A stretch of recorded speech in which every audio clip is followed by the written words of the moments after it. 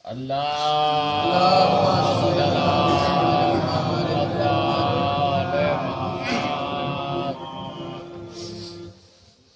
بالله من الشيطان اللعين الرجيم. بسم الله الرحمن الرحيم. الحمد لله رب العالمين. الصلاة والسلام على أشرف الأنبياء والمرسلين خاتم النبيين شفيع المذنبين أنيس الغريبين راحة العاشقين محب الفقراء والغرباء والمساكين مولانا ومقتدانا وهادينا وناصرنا أبي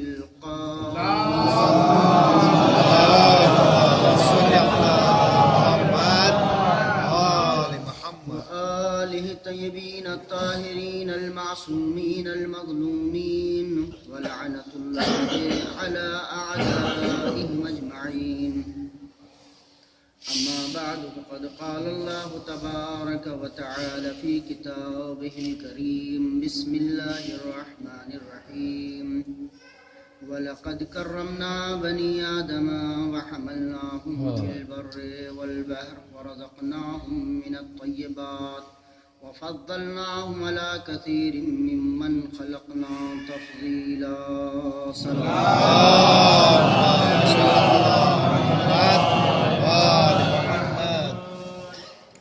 ارشاد رب العزت ہے، ہم نے اولاد آدم کو کرامت عطا کی ہے، مکرم بنایا ہے،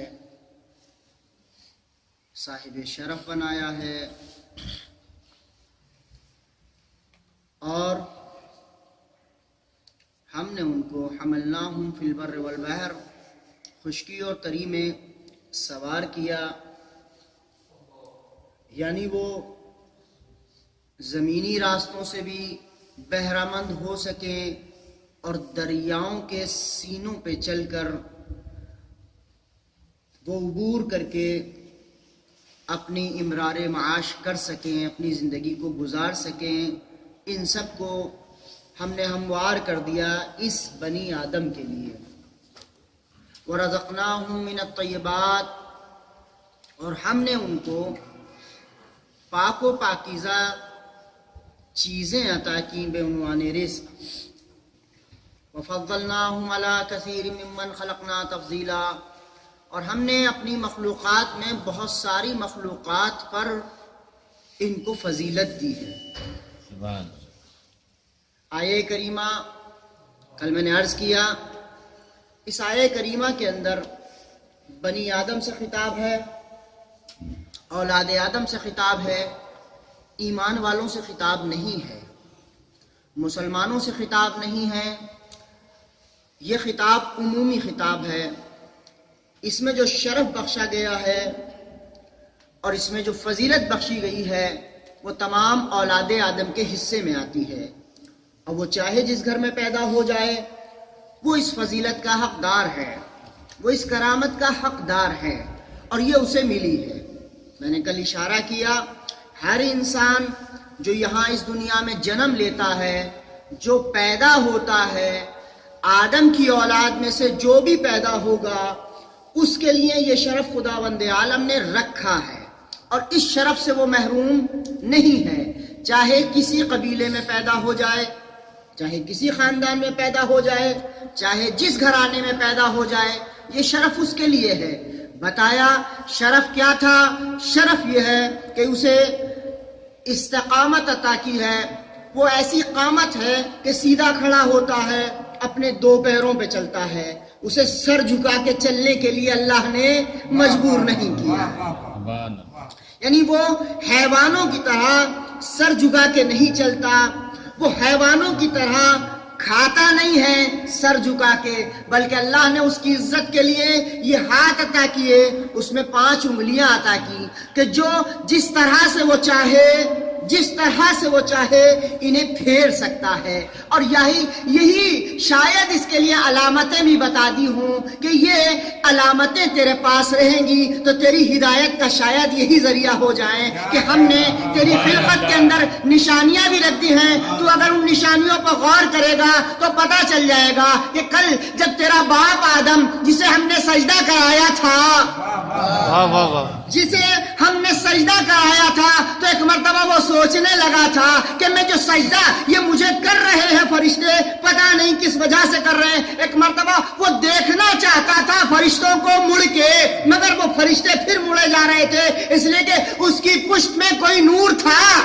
اس کی پشت میں کوئی نور تھا, وہ دیکھ نہیں پایا. ایک مرتبہ پروردگار سے دعا کرتا ہے, میرے معبود یہ جو فرشتے ہیں میں بھی انہیں ایک بار دیکھ لوں, یہ جو مجھے دیکھ رہے ہیں, یہ مجھے سجدہ کر رہے ہیں, میں انہیں ایک بار دیکھ لوں. ایک مرتبہ وہ پشت سے نور چل کے پیشانی میں آتا ہے, سارے فرشتے سامنے آ جاتے ہیں. سارے فرشتے سامنے آ جاتے ہیں, نظر سے نظر ٹکراتی ہے, مگر آدم سمجھ جاتے ہیں یہ مجھے نہیں دیکھ رہے ہیں, یہ بلکہ کسی اور کو دیکھ رہے ہیں. اللہ اس کی زیارت مجھے بھی کرا دے جس کی زیارت فرشتے کر رہے ہیں.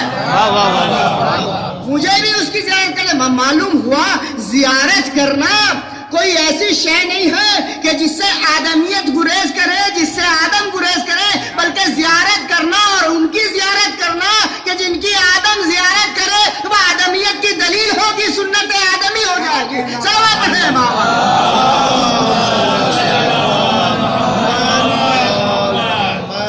مجھے بھی زیارت کرا دے. ایک مرتبہ وہ نور پیشانی میں آیا. جو پیشانی میں آیا آدم سمجھ گئے کہ یہ کسی اور چیز کی زیارت ہو رہی ہے, میری زیارت نہیں ہو رہی ہے. اب پروردگار تو نے جو فرشتوں کو یہ زیارت کرائی ہے جس نور کی میں بھی چاہتا ہوں کہ اس نور کی زیارت کروں. ایک مرتبہ وہ نور پیشانی سے منتقل ہو کے آدم کی ہتھیلی میں آیا.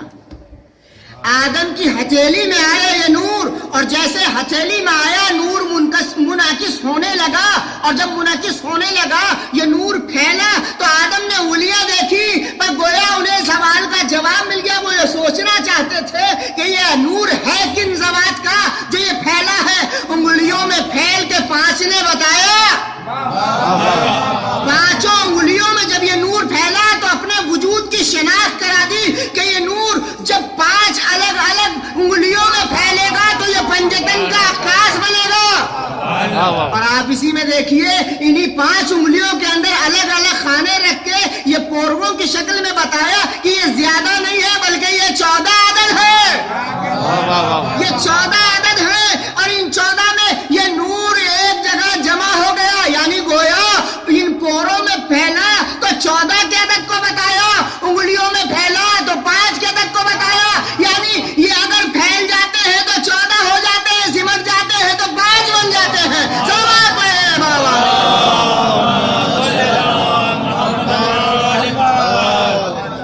اور اب آدم خود بھی زیارت کرتے ہیں, دوسروں کو بھی زیارت کراتے ہیں, خود بھی زیارت کرتے ہیں, دوسروں کو بھی زیارت کراتے ہیں. اور آپ اس میں دیکھیے کمال یہ ہے کہ یہ جو 14 ہیں ان کا اتصال اس طرح سے رکھا کہ یہ 12 ایک ساتھ ہیں, یہ 12 ایک ساتھ ہیں, اور یہ 2 ایک جگہ ہیں.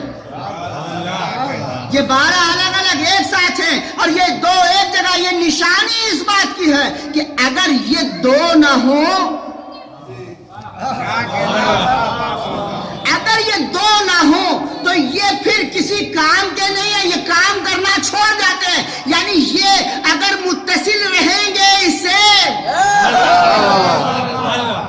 یہ اگر متصل رہیں گے اس سے تو گویا ان کی حقیقت ہے, اور اگر ان 2 سے متصل نہ رہیں تو گویا یہ کام کرنا بند کر دیں گے. یہ جو آتے ہیں یہ اس کی نیابت میں آتے ہیں. تو یہ 2 کو ڈھونڈیے وہ کون ہے کہ اگر نہ ہو تو حدیث کو یاد کیجئے, لولا کا لما خلقت الافلاق, محمد تمہیں پیدا نہ کرتا تو افلاق پیدا نہ کرتا. لولا کا لما خلقت الافلاق ولولا علی لما خلقتک, اگر علی نہ ہوتے تو تمہیں خلق نہ کرتا. ولولا فاطمہ, اگر فاطمہ نہ ہوتی لما خلقتکم करता। सलवात है बाबा ने।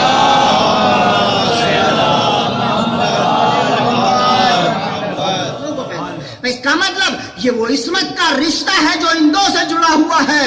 एक हमारे खत्मी मर्तबत हैं और एक फातिमा ज़हरा है। इन दोनों के रिश्ते को इन 12 से ऐसा जोड़ा है कि अब आप देखिएगा कि अब जो भी कोई मसला हो वो यहाँ हकीकतें मुनकिस हो जाती हैं, मुनकशिफ हो जाती हैं। आप अगर कोई कपड़ा नापते हैं तो उसको वजब बवजब बालिश बबालिश नापते हैं तो कैसे नापते हैं? गोया इस तरह से नापते चले जाते हैं कि ये आता है उसकी जगह पर और ये उंगली आती है।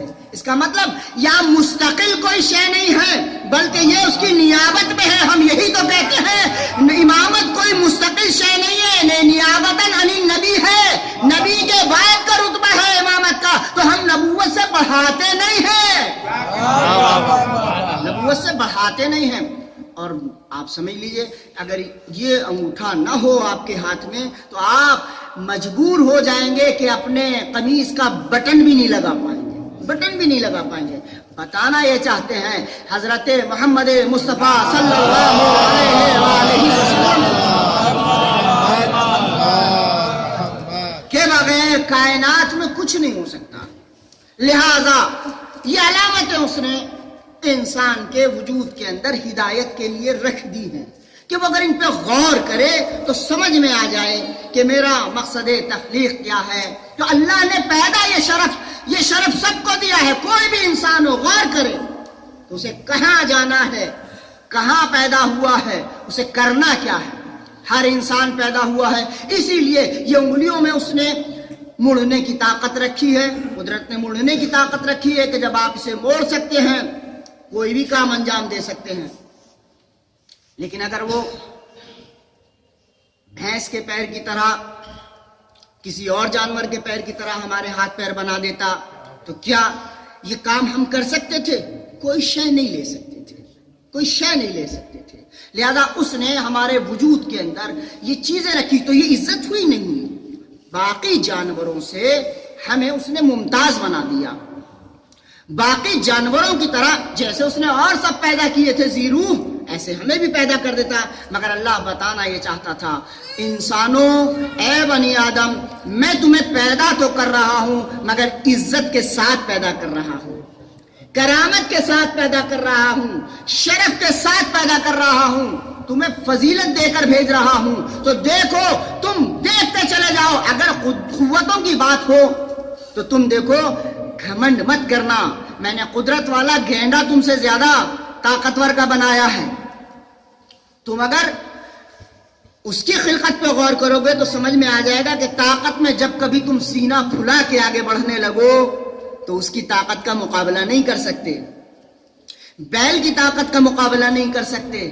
लिहाजा ये मत समझना कि हमने तुम्हें बना दिया है तो तुम बस अपना जरा सा मछलियां बाजू की फूलने लगी तो अब समझने लगे कि मेरे बराबर कोई रुस्तम है ही नहीं, मैं ऐसा पहलवान नहीं। ये दिया है तो इसलिए नहीं दिया है कि तुम किसी के गरेबान पे हाथ डाल सको।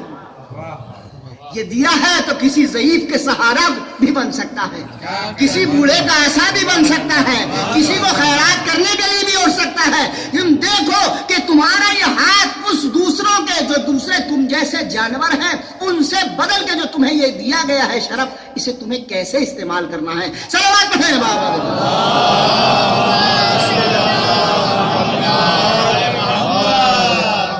फजीलत हमने तुम्हें दी है, शरफ हमने तुम्हें दिया है, अता किया है। इस शरफ को तुम देखो कि कैसे इस्तेमाल करते हो। ये शरफ कोई भी कहीं भी पैदा हो जाए हमने उसको अता किया है। लिहाजा ये सारी चीजें आप मिला ले जाइए कि जब भी तुम्हारे अंदर ये गुरूर पैदा हो जाए, घमंड पैदा हो जाए, तकब्बुर पैदा हो जाए तो तुम देख लेना हमने दूसरी मखलूक से तुम्हें जुदा इसीलिए नहीं किया है। ताकत पे घमंड मत करना, कुदरत पे घमंड मत करना, अपने और किसी चीज पर घमंड मत करना इसलिए कि तुम मिला ले जाना। गौर कर लेना, तसव्वुर कर लेना, जहां कहीं तुम्हें طاقت پہ گھمنڈ ہو تو دیکھ لو کہ طاقت میں تم سے زیادہ اور بھی جانور موجود ہیں، مگر اس کی طاقت دینے کے بعد ہم نے تمہیں اس کے مقابلے میں کم طاقت دے کر تمہیں اشرف بنایا، اس سے زیادہ فضیلت عطا کی۔ کیوں؟ اس لیے کہ ہمیں تمہاری اس طاقت سے کام لینا ہے اور تمہاری عقل کے تابع وہ طاقت بنا کر دینا ہے، تاکہ تم سمجھ سکو کہ میں کیا کروں اور کیا نہ کروں۔ اس زور بازو سے میں کیا کروں؟ اس زور بازو سے کچھ بھی کیا جا سکتا ہے، مگر انسانیت کی بھلائی کے لیے کرو گے تو تم انسان بن جاؤ گے۔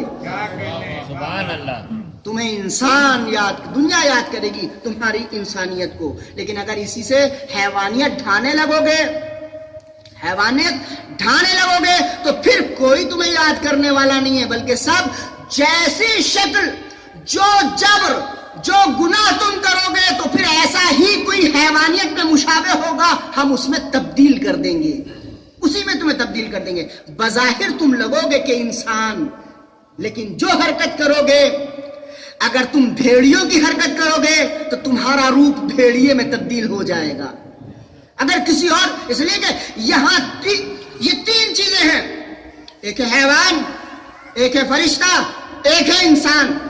اللہ نے انسان کو بنایا ہے، انسان، اس سے کہا بس تو انسانیت کر، میں نے سارا شرف تجھے دے دیا، سارے کمالات تجھے دے دیے، اب ان کمالات کو باقی رکھ، اس سے اوپر تجھے جانے کی ضرورت نہیں ہے، اس سے نیچے تجھے آنے کی ضرورت نہیں ہے، اس لیے کہ یہ دونوں اوپر والے بھی جب تو ارادہ کرے تو اوپر والے تیرے ارادے سے نیچے آ سکتے ہیں، اوپر والے تیرے ارادے سے نیچے آ سکتے ہیں، اور جو نیچے ہیں وہ تیرے تابع رہیں گے۔ وہ کب تابع رہیں گے؟ جب تو میرے تابع رہے گا،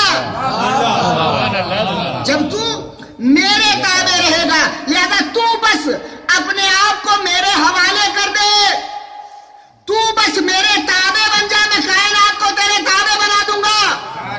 عبدی اطعنی، اے میرے بندے تو بس میری اطاعت کر، فجعلک مثلی، میں تجھے اپنے جیسا بنا لوں گا، یعنی حتی تقولا کن فیکن، یہاں تک کا اختیار دے دوں گا، تو شے کو کہے ہو جا تو اسے ہونا پڑے گا۔ اب یہ مت دیکھو کہ کسی نے قالین کے شیر سے کہا شیر ہو جا، وہ کمالات ہیں، وہ پہنچ،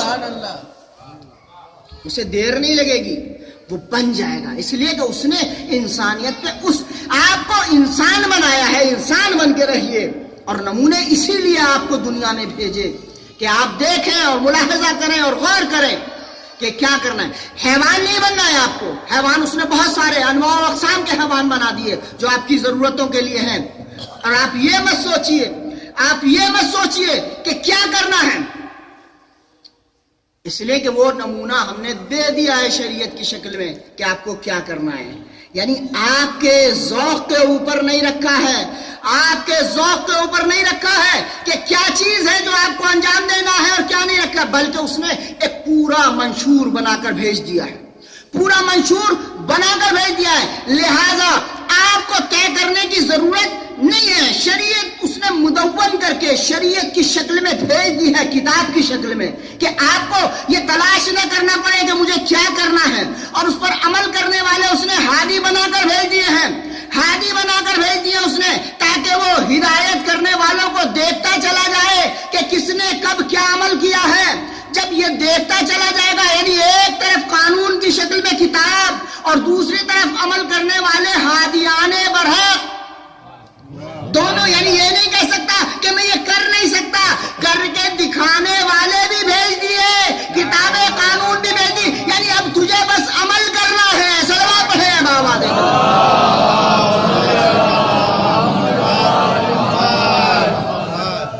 آپ کو حیوان میں اپنے آپ میں فرق رکھنا ہے۔ حیوان کیا کرتا ہے؟ حیوان کرتا یہ ہے، اس کے سامنے جو آیا وہ کھا لیا، وہ یہ نہیں دیکھتا ہے یہ مناسب ہے یا مناسب نہیں ہے، وہ یہ نہیں دیکھتا ہے یہ کھانا جائز ہے یا جائز نہیں ہے، وہ یہ نہیں دیکھتا ہے کہ یہ میرے مالک کا ہے یا دوسرے کے مالک کا ہے۔ ارے اگر کوئی کرتا بھی ہے نا، کسی جانور نے اپنے یہاں سے نکل کے دوسرے کے کھیت میں یا دوسرے کے گھر جا کر کھا لیا تو اس کو ڈنڈے مارنے والے کو کہتے ہیں ارے یار آپ کو شرم نہیں آتی، یہ تو جانور ہے۔ یعنی اس کے حمایتی مل جاتے ہیں یا نہیں ملتے؟ جانور کو آپ ڈنڈا مارو گے کہ آپ نے اس کے یہاں سے کیوں کھایا، اپنے مالک کے یہاں سے کیوں نہیں کھایا؟ وہ کہے گا بھائی یہ تو جانور ہے، اسے کیوں مارتے؟ اس کا مطلب یہ ہے کہ جانور اگر آپ کے پڑوسی کا حق کھا جائے تب بھی اس کے طرفدار مل جائیں گے۔ جانور اگر آپ کے پڑوسی کا حق کھا جائے تب بھی طرفدار مل جائیں گے، اور یہ جانور اگر پورا باغ بھی کھا جائے تب بھی طرفدار مل جائیں گے۔ تو طرفداروں پہ مت جانا، اس لیے کہ جو جانور ہو اس کی عقل کام نہیں کرتی۔ صلوات ہے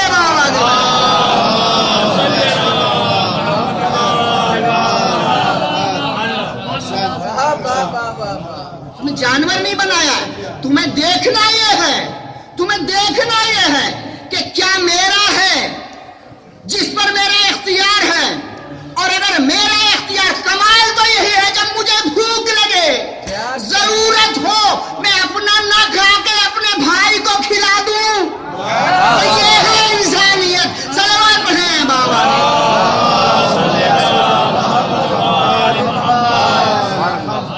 جانور کبھی یہ فکر نہیں کرتا ہے، جانور کی تو فکر ہی ہوتی بس میرا پیٹ بھر جائے۔ اور بعض جانور تو ایسے دیکھے ہیں کہ اپنے پیٹ بھرنے کے لیے اولاد کو بھی پھاڑ کھاتے ہیں، اس کو پیٹ بھرنا ہے۔ تو آپ کو اللہ نے ایسا نہیں بنایا ہے، بلکہ یہ اختیار دیا ہے تمہیں اپنے وجود کے اوپر اتنا کنٹرول دے کے بھیجوں گا کہ بھوکے رہ جاؤ، 3 دن تک اپنی روٹیاں فقیروں کو دے دو، تو دوسروں کو یہ ثبوت فراہم ہو جائے 1 دن نہیں، 2 دن نہیں، بڑے نہیں بلکہ بچے بھی یہ کام کر سکتے ہیں۔ تم اگر اپنا کھانا یتیموں، اسیروں اور مسکینوں کو کھلاؤ گے تو خدا اس کا اجر یہ دے گا کہ سورہ دہر میں تعریف کرتا ہوا نظر آئے گا۔ صلوات پڑھیں بابا۔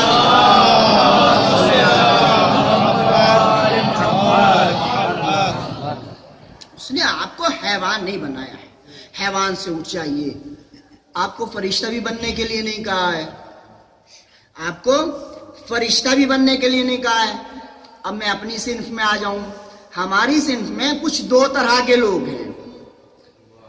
ایک تو وہ ہیں جو یہ کوشش کرتے ہیں کہ بس سارا ٹیپ ٹاپ ہمارے اندر آ جائے، اور کچھ وہ لوگ ہیں کہ جو بالکل اس طرف پرواہ نہیں کرتے ہیں اور بالکل ایسے سادہ بن جاتے ہیں کہ لوگ کہتے ہیں مولانا تو بہت فرشتہ ہے، انہیں کوئی خبر ہی نہیں کس پر ظلم ہو رہا ہے، کس پر ستم ہو رہا، وہ بولتے ہی نہیں ہیں کسی کے خلاف، اس لیے کہ وہ جو بھی آیا چپ رہتے ہیں، نہ ظالم کو ڈانٹتے ہیں نہ مظلوم کی حمایت کرتے ہیں۔ اس قسم کے بھی ہیں، تو لوگ انہیں کہتے ہیں صاحب بڑے فرشتہ ہیں، اور وہ جو دوسرے اور ٹپ ٹاپ والے ان کے لیے ان کے جو دل کی جس کے دماغ میں آتا ہے وہ کہتا ہے، اس کے لیے میں الفاظ تعبیر نہیں لاؤں گا۔ تو بھئی آپ فرشتہ کیوں بن رہے ہو؟ بھائی آپ کو اللہ نے فرشتہ بننے کے لیے بھیجا ہے، فرشتہ بننے کے لیے بھیجا ہے، ایسے لیے کہ فرشتے تو ہمارے 2 کاندھے پہ بیٹھے رہتے ہیں، جو نیکی لکھنے والا وہ نیکی لکھتا ہے، جو بدی لکھنے والا وہ بدی لکھتا ہے، ٹوکتا نہیں ہے ہاتھ میں کر کے، روکتا نہیں ہے کہ کیا کر رہے ہو۔ آپ کو رہنما بنایا ہے تو رہنما تو ہوتا ہی وہ ہے جو برا ہے اسے برا کہے، چاہے وہ برا ہے، اگر یہ برے کو برا نہیں کہے گا تو پھر اس کا مخالف پیدا کیسے ہوگا؟ یہ سوچو کہ قوم میں میری کوئی برائی کرنے والا نہ ہو، تو یہ نفاق کو تو جنم دے سکتا ہے، تقویٰ نہیں لا سکتا۔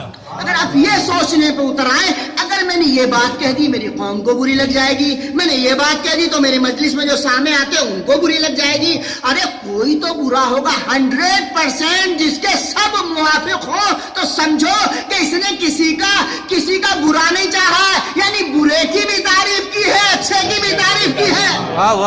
پر برائی تو ہوتی ہی وہاں ہے جہاں دل پہ چوٹ لگے، برے کو برا کہو گے تو اسے بھی برا لگے گا، تو لگے صحیح، برا اگر ہے تو برا ہے، اچھا نہیں ہو سکتا۔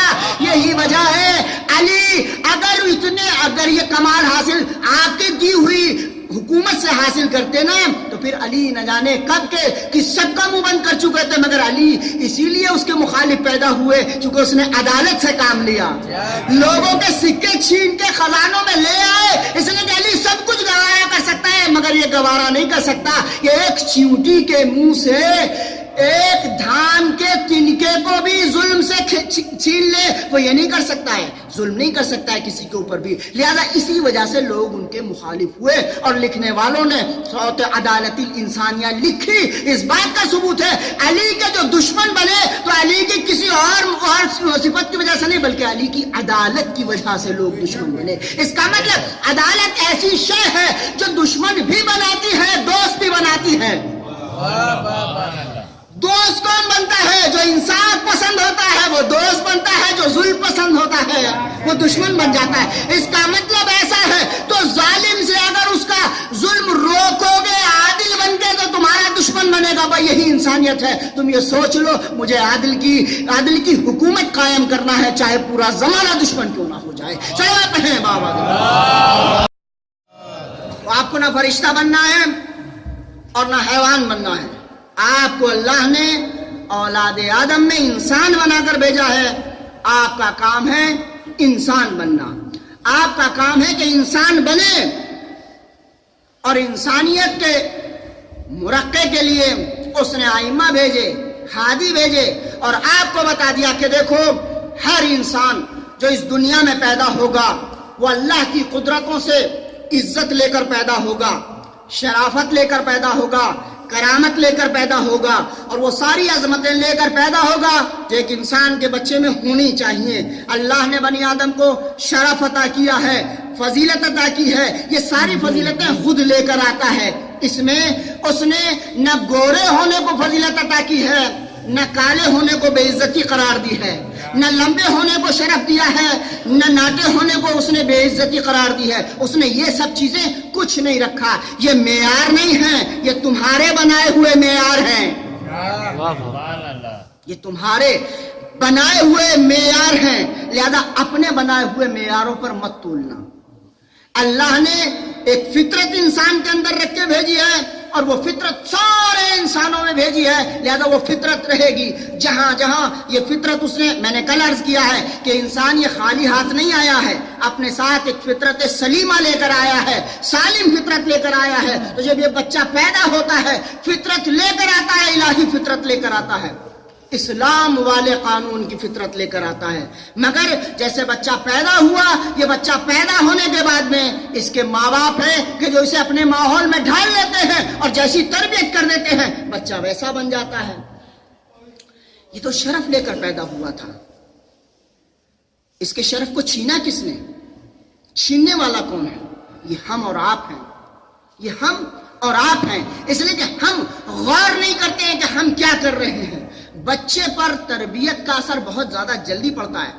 دیکھیں بچہ کوئی بھی ہو یہ شرف لے کر پیدا ہوتا ہے، میں نے بتایا جہاں اور ساری چیزیں حیات قدرت لے کر آتا ہے، کسی بھی گھر میں پیدا ہونے والا بچہ ایک اور ایسی چیز لے کے آتا ہے جو انوکھی اور انمول ہوتی ہے۔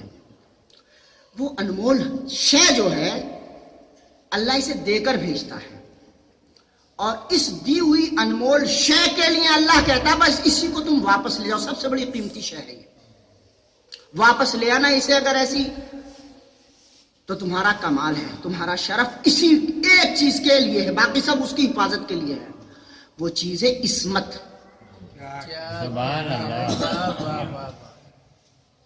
یہ مت کہنا اللہ نے معصوم جو بھیجے ہیں وہ بس انتخاب کر کے بھیجے ہیں، چن کے بھیجے ہیں، انہیں تو پیدا ہی معصوم کیا تھا، وہ گناہ نہ کریں تو صاحب اس وجہ سے نہیں کرتے کہ وہ معصوم ہیں۔ بھائی عصمت کو سمجھنے کی کوشش کرنا، اللہ نے آپ کو بھی معصوم بنا کر بھیجا تاکہ تم یہ شکایت نہ کرو انہیں معصوم بنایا ہمیں معصوم نہ بنایا۔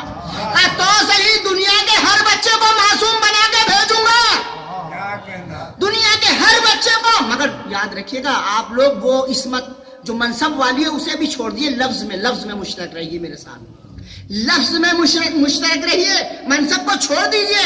یعنی منصب آپ الگ کر دیے، وہ امتیازات الگ ہیں، اس کی بنیاد آئے گی، الگ سمجھاؤں گا، جسے پوچھنا ہو پوچھ لیجیے گا. لیکن یہ بات یاد رکھو، کوئی یہ نہ کہے کہ ہمیں معصوم پیدا نہیں کیا.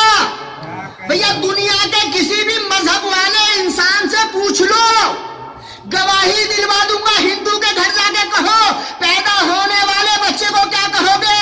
وہ کہے گا معصوم، بے گناہ. کیا کہنے، واہ واہ واہ. معصوم بے گناہ. مسلمان سے پوچھو تمہارے گھر جو بچہ پیدا ہوا کیا؟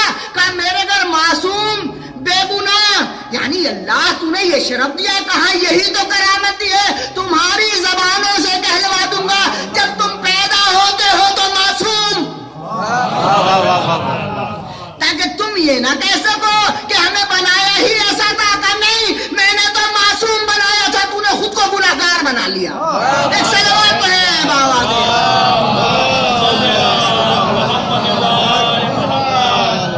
میرے بنانے پہ اعتراض مت کرنا، میں نے تو معصوم بنا کر بھیجا تھا تجھے، اور گواہی زمانے سے دلوائی تھی کہ زمانے نے تجھے بے گناہ معصوم کہا تھا تاکہ زمانے کی گواہی ہو جائے. میرے اللہ تو نے گواہی دلوا کے کرم کر دیا تاکہ یہی کل کو ایک دوسرے کے خلاف یہ نہ کہہ سکے کہ یہ معصوم پیدا ہوا تھا، میں معصوم نہیں ہوا تھا. یہ معصوم ہوا تھا، میں معصوم نہیں ہوا تھا. کہ نہیں، دنیا میں جو بھی بشر کا بچہ پیدا ہوگا وہ معصوم ہوگا، وہ معصوم ہوگا. جب سب سے گواہی دلوا لی تو اب میں پوچھوں گا اس معصوم کو گناہگار کس نے بنایا؟ ذمہ دار ہے وہ لوگ جو اللہ کے بنائے ہوئے معصوم کو گناہگار بنا دے. تلاش کرو کس نے بنایا. کہا ماں نے بنایا یا باپ نے بنایا؟ ماں نے بنایا یا باپ نے بنایا؟ اللہ نے نہیں بنایا. تو اب کوئی گناہگار اگر تمہیں معاشرے میں ملے تو قسمت کے بھروسے مت چھوڑنا. ماں باپ کو دیکھنا کس ماحول میں تربیت پائی تھی. ارے سلام ہو اس ماں کے پالے ہوئے بچے پر جسے قدرت نے جو ساروں کو معصوم بنایا تھا، مگر ایسا انتخاب کیا کہ ماں کو بلا کے اپنے گھر میں پیدا کروایا تاکہ باپ کی تربیت پہ کوئی اعتراض نہ ہونے پائے. سلام پڑھیں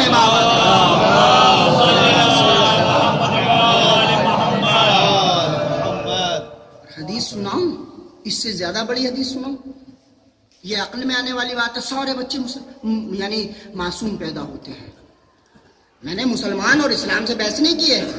معصوم پیدا ہوتے ہیں سارے بچے. اور خالی بچے معصوم پیدا نہیں ہوتے ہیں بلکہ کمال ساتھ میں لے کے آتے ہیں. اور مجھے جہاں تک یاد آ رہا ہے، میں نے شاید سال گزشتہ یہاں یہ بات پڑھی ہے، لیکن اگر ہے تو میرے موضوع سے متعلق ہے، میں پھر سناتا ہوں. حدیث ہے، فقہ کی کتابوں میں دیکھ لیجئے، تربیت کی کتابوں میں دیکھ لیجئے، حدیثوں کی کتابوں میں دیکھ لیجئے. اللہ نے یہ شرف دیا ہے اور یہ شرف دے کر بھیجا ہے. جب یہ بچہ پیدا ہوتا ہے، کلو مولود یولد والا فطرہ، وہ فطرت سمجھ گئے. فطرت کیا تھی؟ معصوم بچہ پیدا ہوا. ہر بچہ، دنیا کا ہر بچہ معصوم پیدا ہوا. تو اللہ نے خالی یہ شرف نہیں دیا ہے کہ اسے معصوم بنایا ہے، اسے گناہوں سے پاک بنایا نہیں.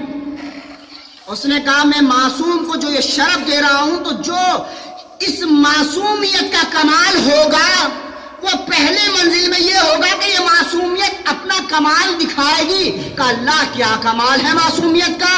کہ معصوم کا کام یہ ہوتا ہے کہ خود بھی یہ گناہوں سے پاک ہو اور دوسرے کے گناہوں کو بھی معاف کروائے. سنی شیعہ کتابیں اٹھا کے دیکھ لو، ہر روایت میں ملے گا کہ جب بچہ پیدا ہوتا ہے تو پیدا ہوتے ہی یہ کام ہوتا ہے کہ جیسے جس آغوش میں اس بچے نے جنم لیا، اللہ نے اس کی ماں کے گزشتہ سارے گناہوں کو معاف کر دیا.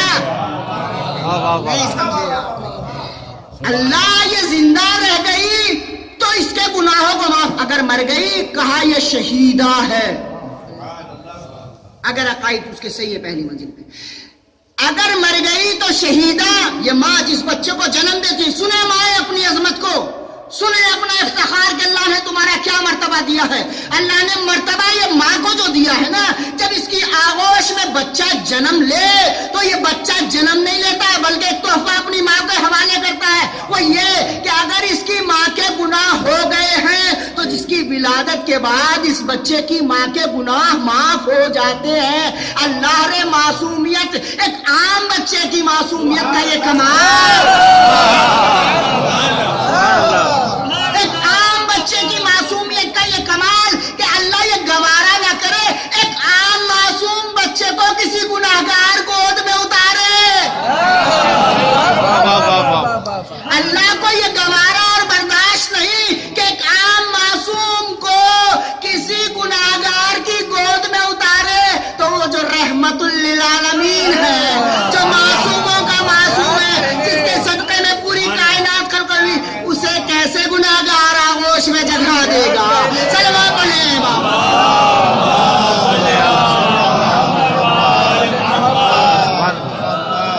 اللہ کا تو اصول ہی نہیں ہے، وہ کسی معصوم کو گناہگار آغوش میں نہیں اتارتا. اللہ کا یہ اصول ہے، اللہ کسی معصوم کو کسی گناہگار آغوش میں نہیں اتارتا. تو جب تمہارے گھر کے عام معصوم جو تبدیل ہو کر اپنی گمراہی کا سبب بھی، دوسروں کی گمراہی کا سبب بھی فراہم کرے، وہ تو اپنی ماں کے گناہ بخشوا دے. ارے جو ایسا ہو، جو شفیع کائنات ہو، جو ساقی کوثر ہو، ارے وہ کیا اپنے باپ کے گناہ نہیں معاف کرا سکتا ہے؟ صلوات پڑھیں بابا.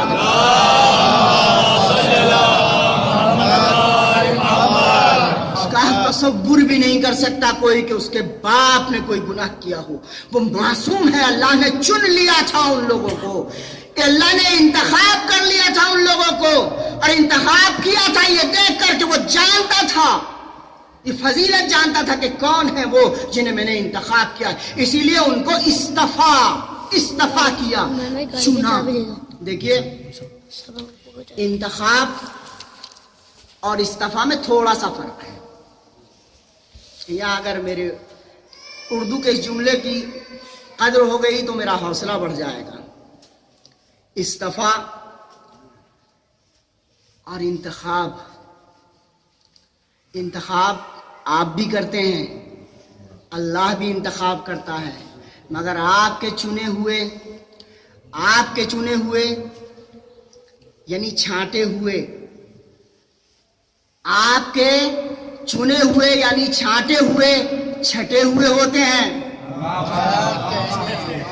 آپ کے چنے ہوئے چھٹے ہوئے ہوتے ہیں.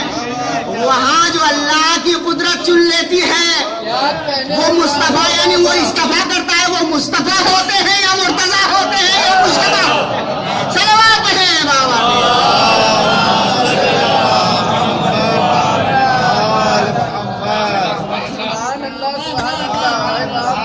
آپ چھٹے ہوئے میں سے انتخاب کرتے ہیں، اللہ ان کو انتخاب کرتا ہے جسے مصطفیٰ بنانا ہو، جس سے راضی ہو، جسے چن لیا ہو اسے انتخاب کرتا ہے.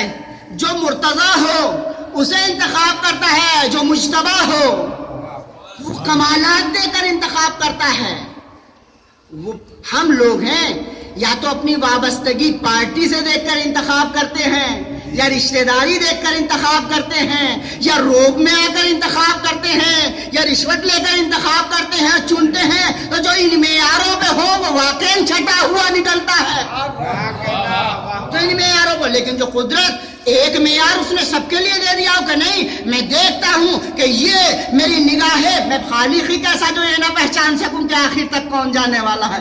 ایک استاد تو یہ سمجھتا ہو کہ میرا شاگرد کون ہے جو کامیاب ہونے والا ہے، کون ہے جو فیل ہونے والا ہے. استاد کی نظر کو آپ معتبر مانتے ہیں، اللہ کی نظر کو نہیں مانتے کیا؟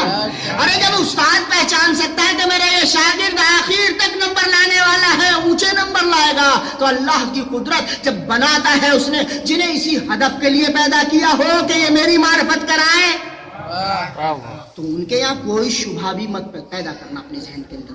لہٰذا اللہ نے سارے بچوں کو معصوم بنایا، پوری دنیا سے گواہی دلوا دی.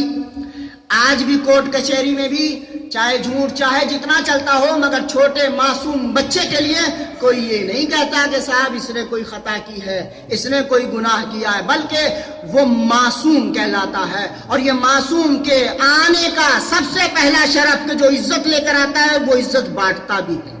جو عزت دار ہوتا ہے سمجھیے گا، کیا کہتے ہیں؟ جو عزت دار ہوتا ہے وہ خود کی عزت بھی رکھتا ہے اور جس کے پاس جاتا ہے اس کی بھی عزت رکھتا ہے۔ اللہ کا تو یہی اصول ہے، اللہ عزت والا ہے نا، وہ حتی الامکان کوشش کرتا ہے، حتی الامکان کوشش کرتا ہے کہ چونکہ وہ عزتوں والا ہے لہذا اگر آپ کے عیب جانتا بھی ہے تو کوشش کرتا ہے کہ وہ ڈھکے رہے۔ کیا کہتے واہ ہیں؟ واہ واہ واہ واہ۔ جو عزت دار ہوتا ہے وہ اپنی عزت تو بچاتا ہے، اگر دوسرے کے عیب بھی جانتا ہے تو وہ بیان نہیں کرتا بلکہ اس کی بھی کوشش کرتا ہے عزت باقی رہے، کیا کہتے ہیں؟ عزت باقی رہے۔ اس کا مطلب یہ ہے کہ جو کوئی کسی دوسرے کی عزت کو نیلام کرے اس سے پتہ چل جاتا ہے اسے عزت کا ذائقہ خود کو نہیں لگا ہے۔ ایک صلوات پڑھیں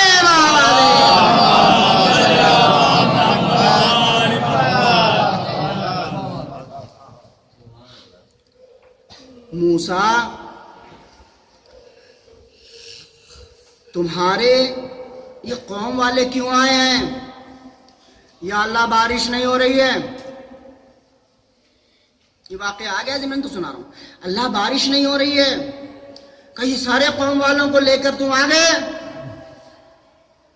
کہاں کیوں آئے ہو؟ اللہ سفارش کرنے آئے ہیں، نبی اور اس کی ساری امت، نبی اور اس کی ساری امت مل کے دعا کرنا ہے، یہ پروردگار یہ تو سارے پیاسے مر جائیں گے، یہ سارا سماج جو ہمارا کھیتیاں اجڑ جائیں گی، یہ سب بھوکے مر جائیں گے اگر بارش نہ ہوئی، فصلیں نہیں اگیں گی۔ کہا موسیٰ میں کیا کروں تو پھر؟ کہا اللہ بارش برسا دے۔ کہا میرے کچھ اصول ہیں انہیں فالو کرو۔ کہا کیا اصول ہے؟ کہا تمہاری امت میں ایک گناہگار ہے، جب تک کہ وہ گناہگار رہے گا میں پانی نہیں برساؤں گا، اس نے گناہ ہی ایسا کیا ہے، پانی نہیں برساؤں گا۔ جاؤ پہلے جا کے اس امتی کو اپنے درمیان سے نکالو تاکہ میری رحمت جوش میں آئے اور رحمت جو ہے وہ برسے، بادل برسے، زمین سے دانا اگے۔ کہا اللہ تو غضبناک ہے اس بندے پر؟ کہا اس نے گناہ کیا، جب تک کہ وہ گناہ کی توبہ نہیں کر لیتا ہے میں پانی نہیں برساؤں گا۔ موسیٰ لوٹ کر آتے ہیں، ارے بھائی سب کے سب جمع ہو جاؤ، جمع ہو جاؤ، جمع ہو جاؤ، ہمارے درمیان ایک کوئی گناہگار ایسا ہے کہ جس کی وجہ سے پورا سنسار ہمارا پریشانی جھیل رہا ہے، جب تک کہ وہ یہاں سے نہ جائے گا اللہ پانی نہیں برسائے گا۔ کہا اچھا تو وہاں گناہگار تھا، اب دیکھیے چور کی داڑھی میں تنکا، جو گناہگار تھا سمجھ گیا کہ آج تو پھنس گئے، مگر گناہگار تھا ضرور، اللہ کی رحمت سے مایوس نہ تھا۔ اس لیے یہی کہتے ہیں مایوسی کفر، گناہگار تھا مگر اتنی معرفت رکھتا تھا، وہی سنبھل کے بیٹھ گیا۔ کہا پروردگار تو تو دلوں کے راز کو جانتا ہے، اے رب العزت میری عزت تیرے حوالے ہے پروردگار، اب کیا کروں؟ اللہ توبہ کرتا ہوں مجھے رسوائی سے بچا لے، اگر میں اٹھ کے گیا تو ساری قوم دیکھے گی گناہگار جا رہا ہے، اللہ ساری قوم دیکھے گی گناہگار جا رہا ہے، اللہ تو تو مجھے یہاں بھرے مجمع میں رسوا کر دے گا۔ میرے معبود میں تجھ سے توبہ کرتا ہوں، میری توبہ قبول کر لے۔ میں نے کہا نا جو عزت والا ہوتا ہے وہی عزت کا مفہوم سمجھتا ہے۔ رب العزت سے زیادہ کون عزت کے مفہوم کو سمجھے گا؟ رب العزت سے زیادہ کون عزت کے مفہوم کو سمجھے گا؟ اس نے کہا ٹھیک ہے تو صحیح، اب ہماری رحمت دیکھو، ابھی مجمع چھٹا نہیں، کوئی باہر گیا نہیں، آسمان پہ بادل آئے، وہ زور کی بارش ہوئی کہ موسیٰ دیکھنے لگے اللہ وہ کوئی بندہ گیا نہیں، کوئی اٹھا نہیں، پھر یہ کیسے کہا؟ یہی تو ہمیں بتانا تھا، ہم چونکہ رب العزت ہے عزت کے مفہوم کو سمجھتے ہیں، اس نے ہماری عزت کا واسطہ دے کے اپنی عزت کی بھیک مانگی، اس نے ہماری عزت کا واسطہ دے کے اپنی عزت کی بھیک مانگی، تو ہم نے اسے یوں عزت دار بنا دیا کہ دیکھو بارش برسا کے بتا دیا ہم عزت کو محفوظ رکھتے ہیں تو اس طرح محفوظ رکھتے ہیں چونکہ ہم رب العزت ہیں. سلام پڑھیں بابا.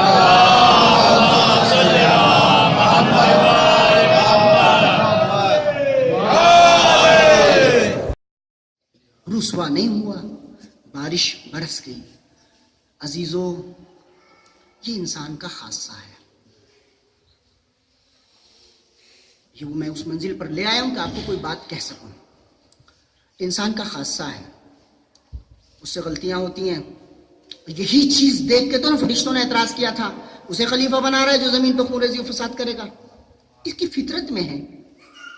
اللہ نے بنایا ہے اسے ایسے مجموعے سے کہ خلقت کے اندر یہ چیزیں ہیں, لیکن وہ ایک نفس رکھ کر بھیجا ہے. فَأَلْهَمَهَا فُجُورَهَا وَتَقْوَاهَا, اس نے اندر رکھ کر بھیجا ہے جو یہ بتا سکے کہ یہ فجور ہے, یہ تقوی ہے, یہ غلط کام ہے, یہ اچھا کام ہے. جھوٹا سارے جہاں میں جھوٹ بول دے مگر جھوٹ بول کے دل میں یہ نہیں کہتا کہ اچھا کام کیا ہے. اس کا ضمیر پکار کر کہتا ہے تم نے غلط کام کیا ہے, اچھا کام نہیں کیا. ہر مجرم جرم کر کے پشیمان ضرور ہوتا ہے, شرمندہ ضرور ہوتا ہے. اس کے اندر کا ضمیر اسے جھنجھوڑتا تم نے کیا کیا.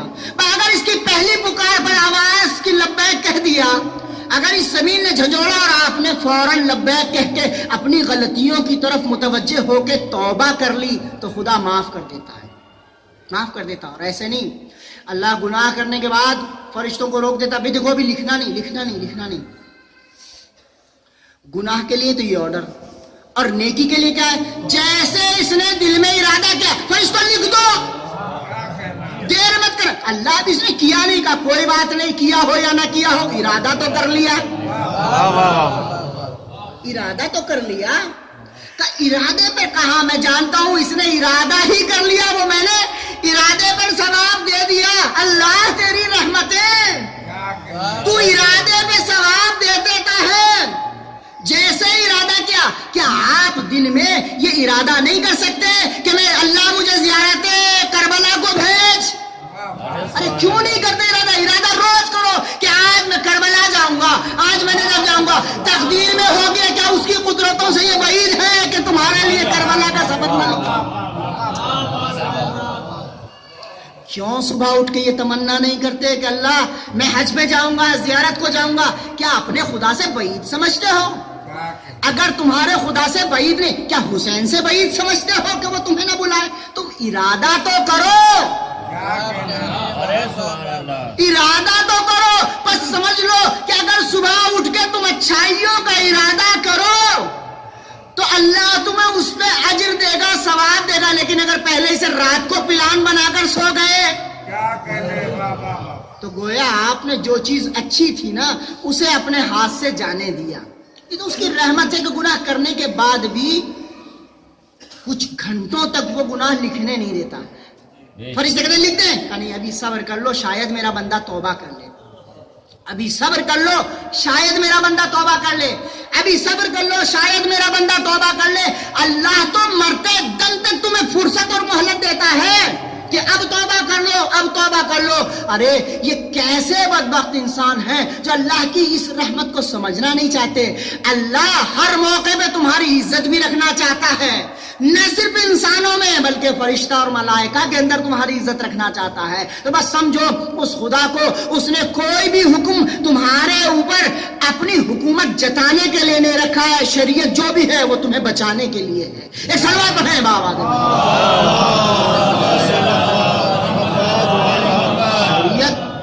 جو بھی کچھ ہے, جو بھی نازل ہوئی ہے وہ تمہیں بچانے کے لیے. اور معصومین, اب ہم سے جو پوچھتے ہیں صاحب اتنے ظلم ہو گئے, یہ معصومین کچھ اتنی کرامتیں رکھنے کے بعد بھی کچھ نہیں کہتے. یہ مظہر صفات الہیہ ہوتے ہیں, یہ مہلت دیتے ہیں, مہلت دیتے ہیں, جتنی بھی مہلت ہو سکتی مہلت دیتے ہیں. کیا ابن ملجم سے مولا کائنات نے نہیں کہا تھا؟ بتا دیا تھا سارا, جتا دیا تھا سارا, مگر اس وقت اس نے تلوار نکال کر جو دی, کہا مجھے قتل کر دیے. کہا ہم جرم سے پہلے سزا نہیں دیتے, جرم سے پہلے سزا نہیں دیتے. وجہ یہی ہے کہ مہلت دیتے ہیں، کاش یہ سمجھ جائے، کاش یہ سمجھ جائے، مگر نہیں سمجھتے۔ آج میرے خیال سے آپ حضرات نے امام رضا علیہ الصلوۃ والسلام کے تابوت کا اہتمام کیا ہے۔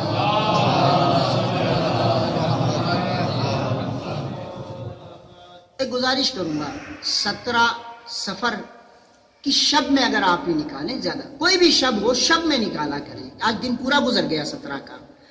امام رضا علیہ الصلوۃ والسلام کی شہادت کی تاریخیں جو مختلف طریقوں سے وارد ہوئی ہے، ایک 17 صفر بھی ہے، ایک 29 صفر ہے یعنی آخر سفر میں، ایک 23 ذی القعدہ ہے، مختلف تاریخیں ہیں۔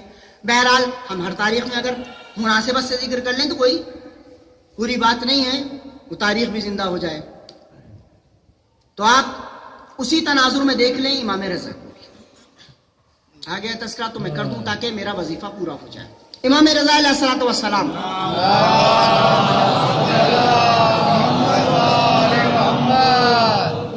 جب آپ کو مامون کے پاس آنا ہوا اور سارے لوگ آئے، ان میں کالے کالے حبشی غلام بھی تھے، اور وہ حبشی غلام امام کے ہمراہ تھے۔ امام کا دستور یہ تھا کہ جہاں کہیں آپ اپنا دسترخوان بچھاتے تو پھیلا دیتے تھے اور کہتے جتنے بھی حبشی غلام ہیں نا، ان سب کو بلا لاؤ، غلاموں کو بلا لو اور آ کے میرے ساتھ یہ دسترخوان پر بیٹھیں، کھانا کھائیں۔ جو سپاہی تھے، فوجی تھے، جو افسر تھے، وہ کہا کرتے تھے مولا آپ اور ان غلاموں کے ساتھ بیٹھ کے کھانا کھاؤ گے، مولا آپ اور ان کالوں کے ساتھ بیٹھ کے کھانا کھاؤ گے، مولا آپ اور ان حبشیوں کے ساتھ بیٹھ کے کھانا کھاؤ گے؟ تو مولا یہی فرماتے تھے تم رنگ پر مت جاؤ، تم علاقے پر مت جاؤ، تم بستیوں میں مت بانٹو، یہ سب انسان ہیں، سب مخلوق خدا ہیں، اس نے سب کو ایک جیسا پیدا کیا ہے، یہ میرے ساتھ دسترخوان پہ بیٹھ کے کھانا کھائیں گے تو میری عزت کم نہیں ہوگی۔ اس لیے کہ عزت کسی کے پاس بیٹھنے سے ایسی چیز نہیں جو چلی جائے۔ تو کوئی غریب اگر تمہارے پاس بیٹھ جائے تو وہ نہ تمہاری دولت کو لے سکتا ہے، نہ اس کی غربت تمہارے اندر سرایت کر سکتی ہے۔ ہاں ایک چیز ہے، تمہاری اوقات سمجھ میں آ جاتی ہے۔ ایک صلوات پڑھیں بابا جی۔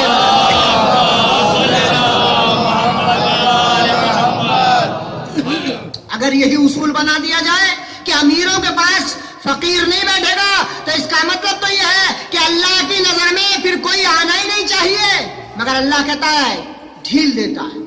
امام رضا بٹھایا کرتے تھے دسترخوان کو تاکہ یہ بات پتہ چل جائے، ہمارے غلام، ہمارے چاہنے والوں کو یہ بات، یہ پیسج پہنچ جائے، اللہ نے سب کو ایک جیسا پیدا کیا ہے۔ دیکھو فضیلتیں جو ہیں وہ اخلاق کی بنیاد پر ہوتی ہیں، کردار کی بنیاد پر ہوتی ہیں، رنگ و بو اور نسل کی بنیاد پر نہیں ہوا کرتی ہے۔ صلوات پڑھیں بابا۔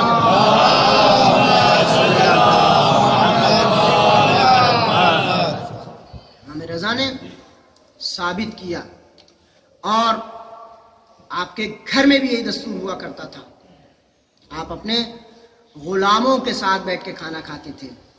اور ایک اور طریقہ تھا، جب آپ کھانا کھانے بیٹھتے تھے تو ایک تشتری منگاتے تھے، میرے مولا تشتری منگاتے تھے، ایک سینی منگاتے تھے، جو بھی کھانے ہوا کرتے تھے، جو خود کھاتے تھے، اس میں سے کچھ حصہ اس تشتری میں رکھتے تھے، جو بھی کھانے کھانا بیٹھتے تھے، اور کہتے تھے جاؤ اسے ضرورت مندوں میں بانٹ دو۔ یہ ان کا وظیفہ تھا، اسے ضرورت مندوں میں تقسیم کر دو۔ اس عمل سے بتایا یہ ہے کہ بانٹنے سے اضافہ ہوتا ہے، کمی نہیں آتی۔ جو تم اللہ کے نام پر دیکھو دو گے نا، ضرورت مندوں کو دو گے، تو تم صرف کھانے کی ضرورت والے کو کھانا دے رہے ہو، کھانے کی ضرورت والے کو کھانا دے رہے ہو، اور جو اللہ ہے وہ تمہاری اور ضرورتوں کو دیکھتا ہے، جو تمہاری جس چیز کی ضرورت ہوگی وہ پورا کرے گا۔ ایک صلوات پڑھیں بابا علیہ وسلم۔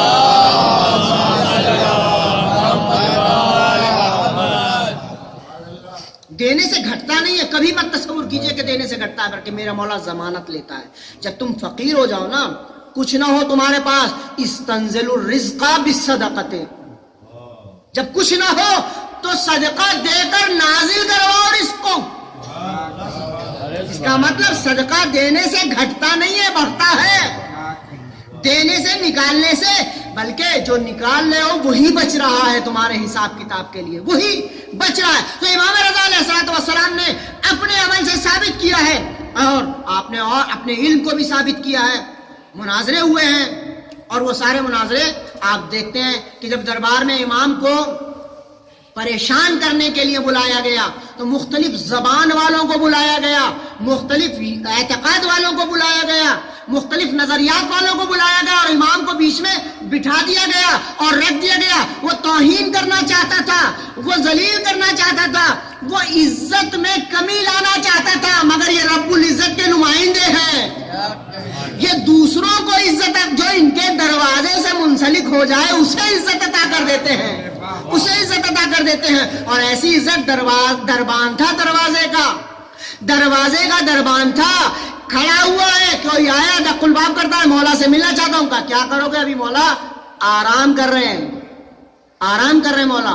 ارے کوئی کام ہے بتا دو، ہو سکتا ہے یہ غلام ہی کام آ جائے. کہا نہیں ہمیں مولا سے. کہا تم بتاؤ تو صحیح، ہو سکتا ہے کہ یہ غلام کام آ جائے. کہا ہاں، اگر تم پوچھنا چاہتے ہو لو ہم بتاتے ہیں. کہا ہم ہیں دریا میں سفر کرنے والے، دریا میں سفر کرتے ہیں، اپنے مال و متاع کو جو لے کے جاتے ہیں، کبھی کبھی دریا کو غصہ آ جاتا ہے تو غیانی آ جاتی ہے اور وہ ہمارے مال و متاع کو غرق کر دیتے ہیں. کہا بس اتنی سی بات، تم اس کے لیے پریشان اور میرے مولا کو نیند سے بیدار کرنا چاہتے ہو، میرے مولا کو نیند سے بیدار کرنا چاہتے ہو. ارے یہ کام تو میں غلام بھی کر سکتا ہوں. کہا کیا؟ کہ لو میں یہ لکھ کے دیتا ہوں، اس تعویذ کو لے جاؤ، جب بھی دریا میں طغیانی آئے تو اسے دریا کے اوپر دے مارنا، اسے دریا کے اوپر دے مارنا. ایک مرتبہ جب ایسا ہی ہوتا ہے اور یہ دیکھتے ہیں اس پر لکھا ہوا اور طغیانی آتی ہے، اور ایک مرتبہ اسے کھول کر جو دیکھا، کہتے معروف قرقی کہتا ہے اے دریا، ارے ساکت اور آرام ہو جا، تجھے حکم دیتا ہے. وہ معلوم یہ ہوا ان کی عزت یہ ہے، ان کے در پہ آنے والے غلام کو یہ اختیار ہو جاتا ہے کہ دریا کو حکم دے تو وہ مانتا ہوا نظر آتا ہے. سلام پڑھیں بابا.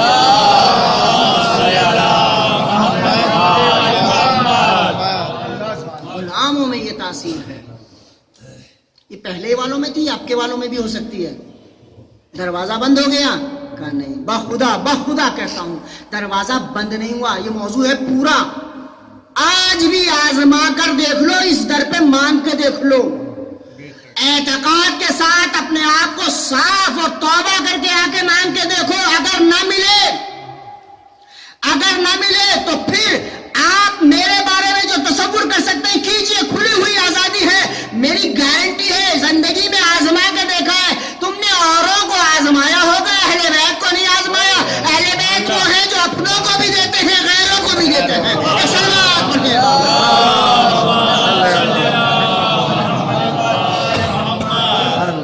بھیا تعویذ والوں پہ بھروسہ کر لیتے ہو، رمالوں پہ بھروسہ کر لیتے ہو، اپنے اماموں کو کیوں نہیں پکارتے ہو؟ کہاں جا رہے ہو؟ مت جاؤ، اس لیے کہ یہ در موجود ہے. تو وہ ساری چیزیں ذلت کے لیے، انہیں رسوا کرنے کے لیے ایسی محفل میں بٹھا دیا، گویا معلوم ہو رہا ہے کہ صاحب اب یہ چپ چاپ بلایا اور اچانک بلا کر بٹھا دیا. امام نے ایک مرتبہ جائزہ لیا. غلام اشارہ کرنا چاہتا ہے، مولا یہ جو دیکھ رہے ہیں نا آپ بیٹھے ہوئے، یہ سارے بڑے اونچے لوگ ہیں، مختلف مذہبوں کے لوگ ہیں، اور یہ پتہ ہے کیوں بلائے گئے ہیں؟ یہ آپ کو رسوا کرنے کے لیے. کہا ہمیں رسوا کرنے کا جو تصور کر لیتا ہے وہ خود رسوا ہوتا ہے. ایک مرتبہ مامون نے پلٹ کے کہا، مولا یہ کچھ لوگ آئے ہیں سوال کرنے کے لیے. آئے نہیں تھے، بلائے گئے تھے کہ تم انہیں جتنا پریشان کر سکو. امام نے کہا تم پوچھو گے یا میں تم سے پوچھوں؟ تم پوچھو گے یا میں تم سے پوچھوں؟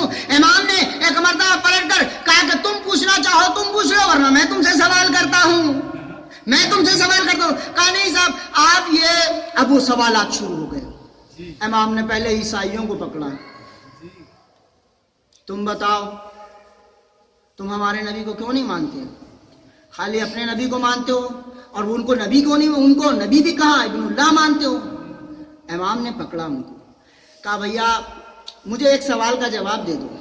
عیسیٰ بڑے اچھے کردار کے تھے, مریم کے بیٹے تھے, مگر ایک بڑی خرابی تھی ان کے اندر, نہ نماز پڑھتے تھے نہ روزہ رکھتے تھے. نہ نماز پڑھتے تھے نہ روزہ رکھتے تھے. کہا اچھا یہ کیسے کہہ رہے ہیں صاحب, آپ توہین کر رہے ہیں ہمارے عیسیٰ کی, ہمارے مذہب کی توہین کر رہے ہیں. عیسیٰ نے تو کبھی دن میں دسترخوان بچھایا نہیں, وہ روزے سے رہا کرتے تھے, اور رات میں کبھی وہ سوئے نہیں, اس لیے کہ رات بھر نمازیں پڑھتے تھے. مولا نے ایک دم پلٹ کر کہا اگر وہ ابن تھے, اگر وہ اللہ کے بیٹے تھے تو پھر انہیں نمازوں کی کیا ضرورت تھی, روزے کی کیا ضرورت تھی. یہ روزہ اور نمازیں کرتا کون ہے؟ کرتا ہے عابد اور عبادت گزار. عابد اور عبادت گزار خود جو ہے معبود نہیں ہوتا ہے.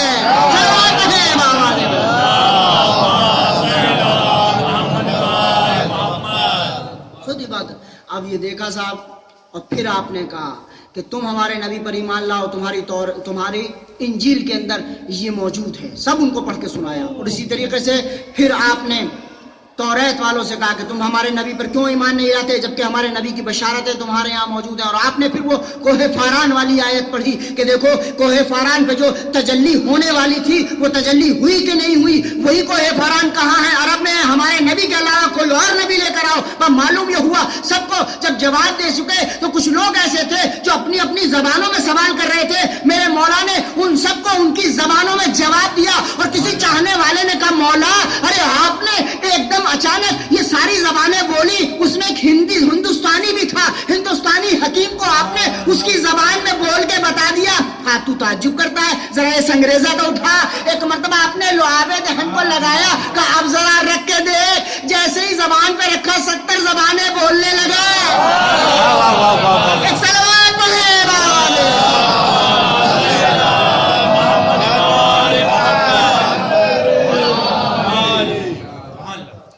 اس ارادے اختیار کے مالک ہیں. تو جو بھی مانگنا ہو ان سے مانگو, ان کے پاس سب بھی لے گا. یہ امام رضا علیہ السلام بلائے گئے مدینے سے خراسان, جو اس زمانے میں مرو کہلاتا, اور زبردستی کی ولی عہدی دی گئی. امام نے قبول نہیں کی تھی, امام نے قبول نہیں کی تھی, چارہ نہیں تھا اس کے علاوہ, مجبوراً قبول کی. اور وہ پورے تفصیلات میں ذکر نہیں کر سکتا. امام کو مجبور کیا گیا, اور اسی طریقے سے امام کو شہادت کے لیے اس نے جو زہر دیا اس کے لیے بھی پوری پلاننگ کی تھی. اور جب امام کے سامنے آیا تو امام نے کہا میں یہ نہیں کھاؤں گا, مجھے خواہش نہیں رہی. کہا یہ تو آپ کو کھانا پڑے گا, اور مجبور کیا گیا. امام نے کھا لیا اور اپنے صحابی سے کہہ دیا کہ دیکھو ابا سلط میں جا رہا ہوں اور میرے ساتھ واقعہ ہونے والا ہے, اور یہ واقعہ جب ہو جائے گا تو دیکھو اگر تم میری ابا کو میرے سر کے اوپر پاؤ تو سمجھنا کہ میرا کام تمام ہو گیا ہے, اور میں حجرے میں جا کے بند ہو جاؤں گا. میرا ایک چھوٹا سا بچہ آئے گا, میرا بچہ آئے گا, وہ غسل و کفن مجھے دے گا اور وہ سارے کام میرے انجام دے گا, تم پریشان مت ہونا. امام رضا نے سب بتا دیا. اور وہ وقت بھی آ گیا کہ جب امام رضا علیہ السلام کو زہر دیا گیا, اور میرا مظلوم امام اپنی ابا کو اپنے سر پہ ڈال کے آتا ہے. میرا مظلوم امام رضا شہنشاہ خراسان, جا کے دیکھو, زیارت کر کے دیکھو اس شاہ خراسان کی واقعاً کیا عطا نہیں کرتا.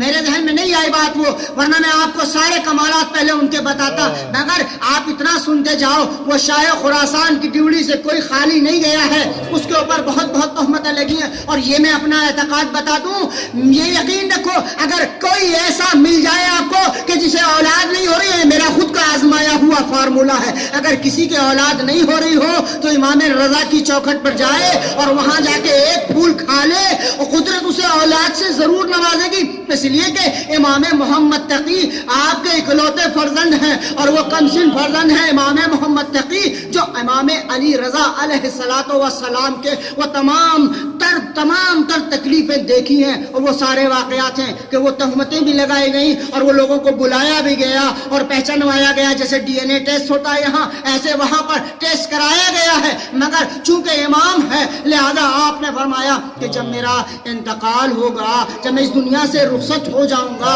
یعنی جب میں شہید ہوں گا تو میرا بیٹا آئے گا، وہ غسل و کفن دے گا، وہ غسل و کفن دے گا۔ میں ہاتھ جوڑ کے مولا کی خدمت میں عرض کروں گا، مولا آپ کا بیٹا مدینے سے چل کے خراسان میں آ کے آپ کو غسل بھی دے گا، آپ کو کفن بھی پہنائے گا، آپ کے جنازے پہ نماز بھی پڑھے گا۔